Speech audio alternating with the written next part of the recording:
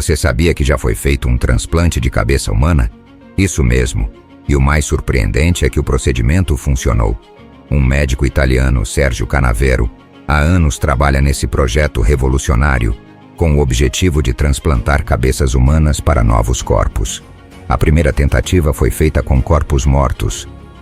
Mas na verdade essa experiência foi um marco, pois através de exames elétricos, ele conseguiu provar que as ligações entre a cabeça e o novo corpo foram realizadas com sucesso. Agora a grande pergunta que surge é: será que isso será possível em breve com pessoas vivas? A resposta pode estar mais próxima do que imaginamos. Fique até o final para descobrir os detalhes dessa experiência incrível e o que isso pode significar para o futuro.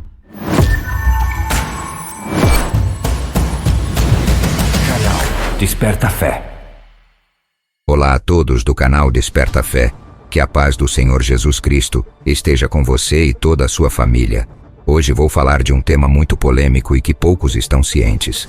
Sergio Canavero, um médico italiano, não está sozinho nessa jornada, e outros cientistas ao redor do mundo, incluindo na Inglaterra, estão desenvolvendo e testando a viabilidade de transplantes de cabeça em humanos vivos. O que torna tudo ainda mais curioso é que em experimentos com macacos, o transplante já funcionou, abrindo uma porta para o futuro. Um caso notável é o do russo Valery Spiridonov, que se ofereceu como voluntário para ser o primeiro ser humano a passar por um transplante de cabeça. Ele sofre de uma condição muscular rara chamada Síndrome de Wernicke-Hoffmann, que paralisa o corpo, enquanto sua mente continua completamente ativa. Ele vê no transplante uma chance de ter uma nova vida em um corpo funcional. Parece ficção científica, mas é real. Muitas pessoas se perguntam: se já conseguimos realizar transplantes de coração, rim e córnea com sucesso, por que não de cabeça? Esse avanço científico gera tanto entusiasmo quanto ceticismo. Alguns médicos e pesquisadores ainda se mostram desconfiados, pois a complexidade de ligar todas as conexões nervosas é imensa. No entanto, com a ajuda da inteligência artificial e dos avanços tecnológicos, muitos cientistas acreditam que robôs poderiam realizar essas conexões complexas, possibilitando que essa cirurgia, prevista para durar cerca de 18 horas, seja uma realidade. Além das questões técnicas, isso nos leva a reflexões éticas e espirituais profundas. Por exemplo, quem será essa pessoa depois do transplante? Se a cabeça de um indivíduo for conectada ao corpo de outro, quem ele será de fato? Será que a alma de uma pessoa reside na cabeça ou no corpo? Essas perguntas não são novas, e as escrituras sagradas já tratam de alguns desses dilemas há milênios. A Bíblia menciona a ressurreição dos mortos em várias passagens, como em Ezequiel 37, versos 5 e 6, que diz: Assim diz o Senhor Deus a estes ossos: Eis que farei entrar em vós o Espírito, e vivereis.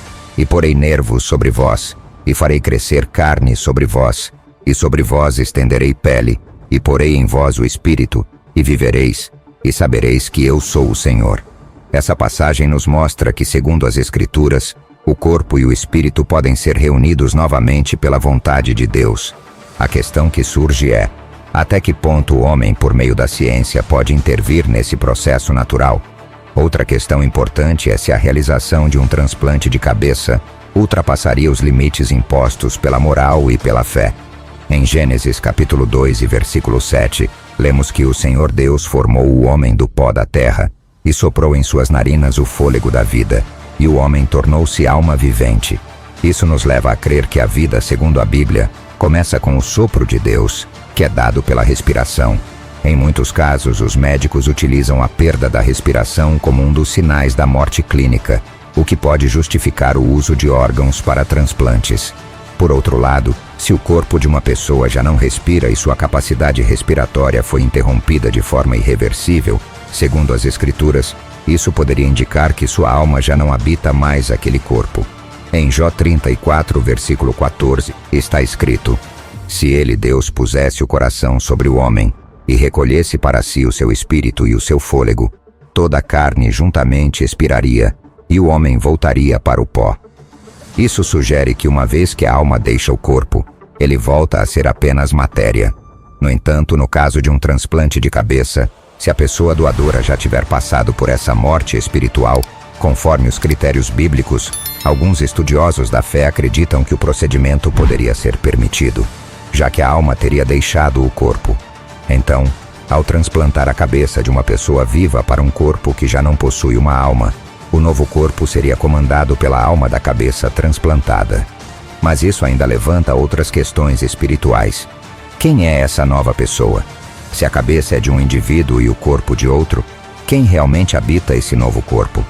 Em 1 Coríntios 15:44, a Bíblia fala sobre a transformação do corpo na ressurreição. Semeia-se corpo natural, ressuscitará corpo espiritual. Se há corpo natural, há também corpo espiritual. Essa passagem sugere que a verdadeira essência de uma pessoa está em seu corpo espiritual, que seria preservado, independentemente das mudanças físicas. Voltando à questão prática do transplante, é necessário também pensar no aspecto ético. Suponhamos que a operação não funcione como o esperado. Nesse caso, estaríamos diante de uma questão moral extremamente grave, porque o paciente, mesmo voluntário, poderia acabar sendo sacrificado sem necessidade.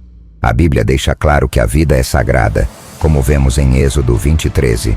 Não matarás. Mesmo que alguém deseje dar sua vida para a ciência, isso não seria permitido de acordo com as leis divinas, pois a vida pertence a Deus. Contudo, se o transplante de cabeça alcançar o mesmo nível de sucesso que outros transplantes, como o de coração, muitas dessas questões éticas e espirituais poderiam ser resolvidas. O avanço da ciência, desde que esteja alinhado com a vontade divina e com o respeito à vida, pode ser uma bênção para aqueles que sofrem com doenças graves. Como está escrito em Provérbios 2:6, porque o Senhor dá a sabedoria, da sua boca procedem o conhecimento e o entendimento. A sabedoria humana é um presente de Deus, e cabe a nós usá-la de maneira correta. Ao final, o que aprendemos com essa discussão sobre transplantes de cabeça é algo profundo sobre a essência humana. A Bíblia nos ensina que o corpo é apenas uma vestimenta para a alma. Em Jó 10, versículo 11, lemos: de pele e carne me vestiste, e de ossos e nervos me teceste. Ou seja, nossa verdadeira identidade não está no corpo físico, mas na alma que ele carrega. Se um dia esse transplante de cabeça se tornar uma realidade, será apenas uma troca de roupa para a alma, que continuará a comandar o corpo. Em resumo, o transplante de cabeça é um avanço fascinante, mas também levanta perguntas que vão além da ciência. Do ponto de vista bíblico, a vida e a alma são sagradas, e qualquer intervenção no corpo humano deve ser feita com extremo cuidado e respeito aos princípios divinos. Se realizado de acordo com esses preceitos, ele pode ser mais uma prova de que Deus abre as portas do conhecimento para o bem da humanidade. Contudo, no meu ponto de vista pessoal, a ciência, sem dúvida, tem o poder divino como aliado na busca de curas para inúmeras doenças e soluções para problemas complexos da humanidade. Porém, é fundamental que reconheçamos os limites que Deus estabeleceu. Alterar o que o Criador fez, tentando ultrapassar esses limites, não apenas desrespeita a ordem natural das coisas, mas também desafia a própria vontade divina. Afinal, a ciência deve servir para aprimorar a vida dentro dos parâmetros que Deus nos deu, e não para substituir sua criação.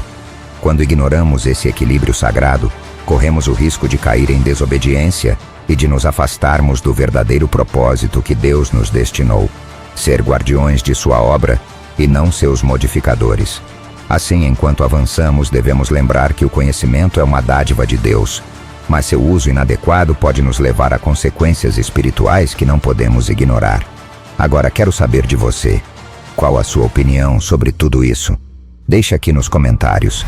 Não esqueça de compartilhar esse vídeo com mais pessoas e se inscrever aqui no canal e ativar o sininho das notificações. Que Deus te abençoe e obrigado por ficar até aqui. Um grande abraço na paz do Senhor Jesus.